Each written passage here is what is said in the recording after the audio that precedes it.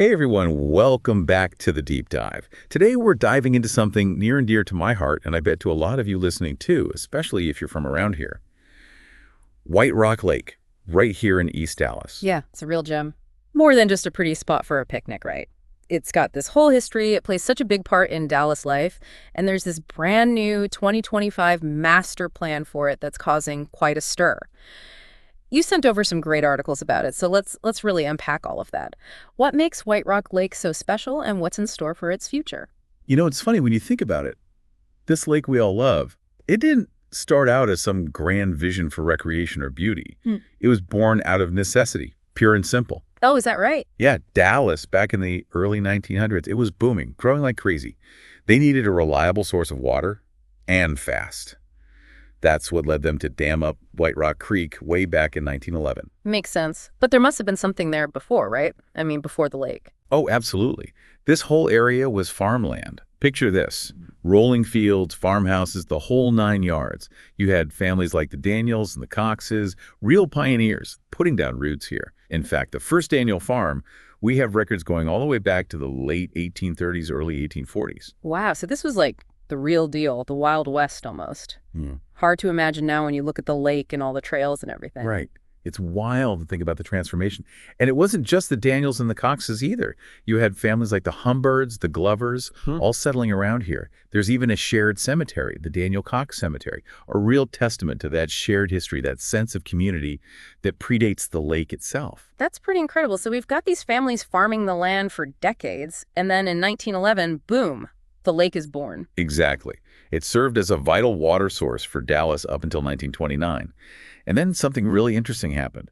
The lake was handed over to the Dallas Park and Recreation Department. Interesting. So it went from being purely about water to something more, huh? Exactly. It was becoming a public space, a place for recreation. A sign that the city was starting to recognize the importance of having these green spaces, these escapes from the hustle and bustle. It was no longer just about utility. It was about the well-being of the people. A shift in thinking for sure. Yeah. And that shift really took off in the 1930s, didn't it? With the Civilian Conservation Corps, the CCC, and the Work Progress Administration, the WPA. Yeah, the New Deal era. Those programs put so many people back to work during the Great Depression, and they left a lasting mark on our country's parks. White Rock Lake is no exception. You can see their handiwork everywhere you look, right? I mean, the roads, the pavilions, the trails, even the restrooms, all thanks to them. It's amazing what they accomplished. It really speaks volumes about the priorities of that time, that investment in public spaces. And get this, during World War II, the CCC camp at White Rock Lake was actually used as an induction point for the military. Really? And there was even that story about Winfrey Point, right? Oh yeah, that's a wild one. For a period in 1943, they housed German prisoners of war there. Just a reminder that even a place as peaceful as White Rock Lake has been touched by these big moments in history. It's kind of mind-blowing. And for a while there, people were even swimming in the lake. That's right, swimming was a big draw early on.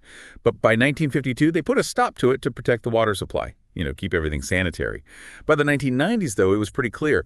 White Rock Lake was a recreation hub, a magnet for people looking for a break from city life. Fast forward to today, and it really is that jewel in the crown of Dallas.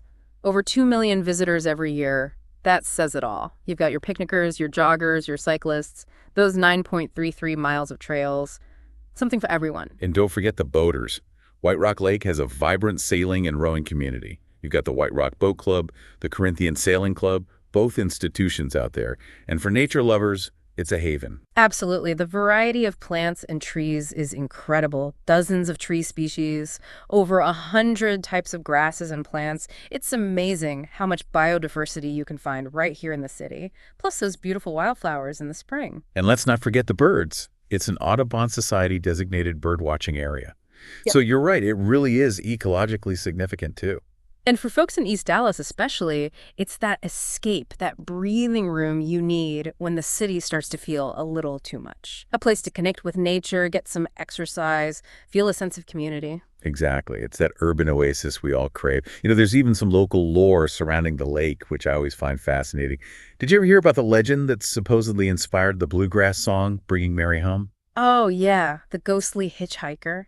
Yeah. It's become a classic White Rock lake tale. Right. There's even a local brewery that named a beer La Dame du Lac after the legend. It just goes to show how deeply ingrained the lake is in our culture. But of course, like any well-loved place, it's faced its challenges over the years. That's true. Siltation, for one. All that development north of the lake has led to sediment buildup, which isn't good for the water quality or the lake's ecosystem. Yeah, and back in 1994, the Dallas Morning News really shined a light on that issue, which helped jumpstart these huge restoration efforts, modernizing amenities, restoring those 17 historic structures. It was a real turning point. A reminder that we've got to be proactive about taking care of this place. And that brings us to the 2025 White Rock Lake Master Plan, right? This big, overarching vision for the future. It really is. It builds on decades of previous planning efforts, going all the way back to the 80s and 90s. There were management plans, design guidelines, a master plan in 2002. This new one aims to bring it all together, updated for the 21st century. And crucially, it incorporates feedback from the community, right? Absolutely. They had an online survey back in early 2024, over 600 responses, plus those open houses at Winfrey Point and the Bathhouse Cultural Center. I remember those. Yeah. So what were some of the big concerns folks raised? What did they want to see addressed in the plan? Well, maintenance was a big one for both the lake and the park in general. People want to see it well maintained.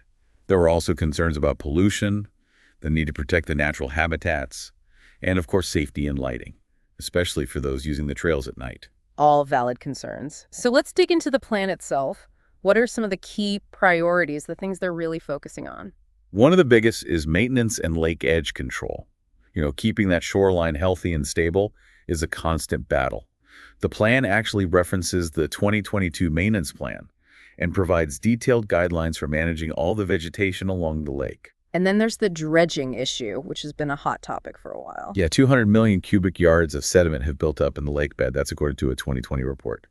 Dredging that out is seen as essential for restoring water depth and improving conditions for all the activities that happen on the lake. It sounds like a massive undertaking, but necessary.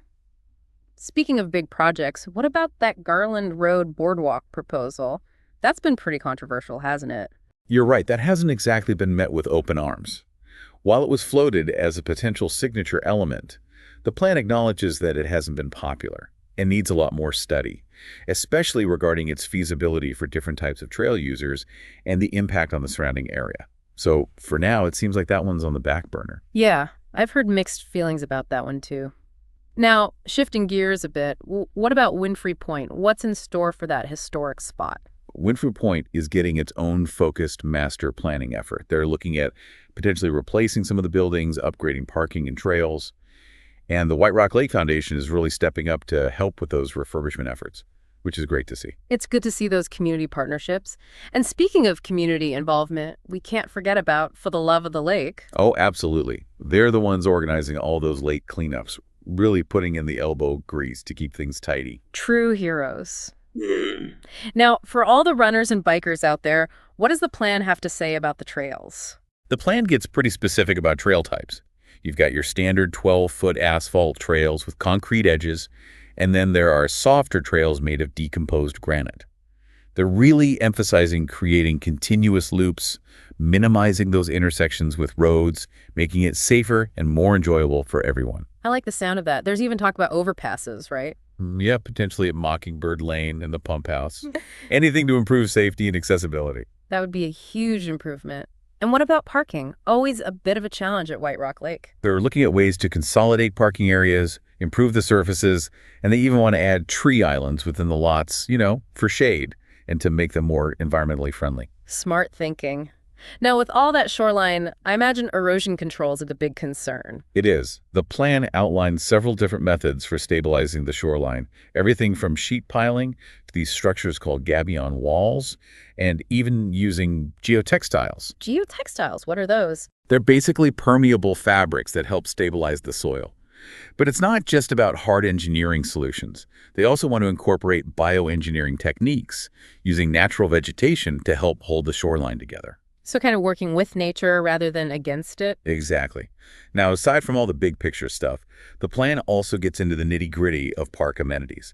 They're thinking about restrooms, rest stops with water fountains, picnic areas, playgrounds, bike repair stations, even trash cans and signage. All the things that make a difference in the day-to-day experience. And they want to make sure that any new structures fit in with the existing aesthetic. that WPPCC era feel, those charming cottage-like buildings.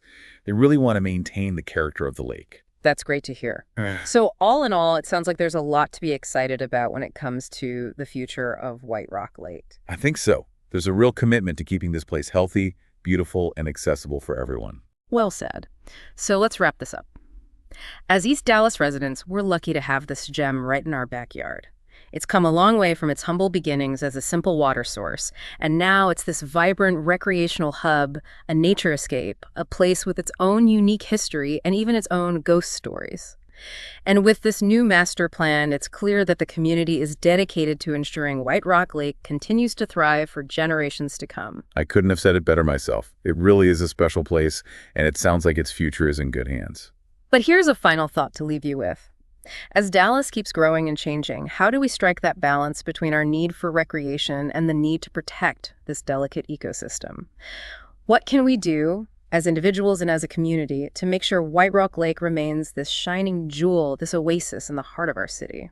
It's a question worth pondering. Thanks for joining me for this deep dive into White Rock Lake. It's been a pleasure. Until next time. See you then.